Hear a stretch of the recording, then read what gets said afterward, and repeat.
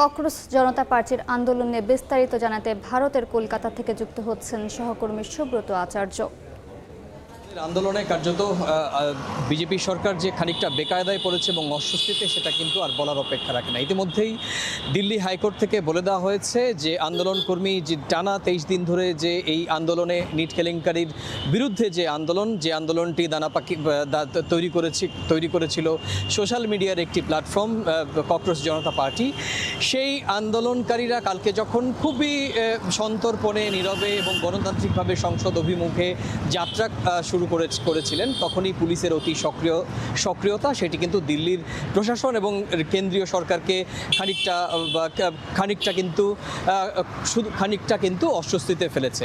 এবং আপনি জানেন যে সে কারণে এই প্রথম এই যে চলমান বিতর্ক নিয়ে প্রথম আজকে এনডিএর একটি সংসদীয় কমিটির বৈঠক, সেই বৈঠকে কিন্তু প্রধানমন্ত্রী নরেন্দ্র মোদী বক্তব্য রেখেছেন এবং সুনির্দিষ্টভাবে সেই বক্তব্যকে কোট করে আজকে কিন্তু গণমাধ্যমকে কিরণ রিজিজু যে কেন্দ্রীয় মন্ত্রী, তিনি কিন্তু প্রধানমন্ত্রীর বক্তব্য কোট করে বলেন যে এটি একটি যে সংকট, সেই সংকটটি জাতীয় স্তরের এবং সবার সঙ্গে সহযোগিতার মধ্য দিয়ে এই সংকট মোকাবেলা করতে হবে। এবং একই সঙ্গে যারা এই ঘটনাকে উস্কানি দিচ্ছেন, তিনি এই আন্দোলনকারীদের পেছনে উস্কানিদাতা রয়েছেন বলে মনে করেন এবং তাদেরকেও সতর্ক করে দিয়েছেন। এবার আসি দ্বিতীয় বিষয়টি। আপনি জানেন যে সোনাম ওয়াংচু লাদাখ আন্দোলন কর্মী, পরিবেশ আন্দোলন কর্মী এবং ম্যাগসাইসাস পুরস্কার সহ উনি আন্তর্জাতিক বিভিন্ন পুরস্কারে কিন্তু পুরস্কৃত। সেই সোনাম ওয়াংচুক তাকে কিন্তু জোর করে 18 তারিখে তুলে নেওয়া হয়েছিল এবং সাভাজ্জার হাসপাতালে তাকে রাখা হয়েছিল। তার স্ত্রীর আবেদনের ভিত্তিতে আজকে দিল্লি হাইকোর্ট পরিষ্কার বলেছে যে না, সেখানে রাখা যাবে না। তাকে কিন্তু বেদান্ত হাসপাতাল, এটি ওয়াংচুক পরিবারের পক্ষ থেকে দাবি করা হয়েছিল, সেখানে স্থানান্তরিত করা হবে এবং সেই প্রক্রিয়া কিন্তু কেন্দ্রীয় সরকার করছে।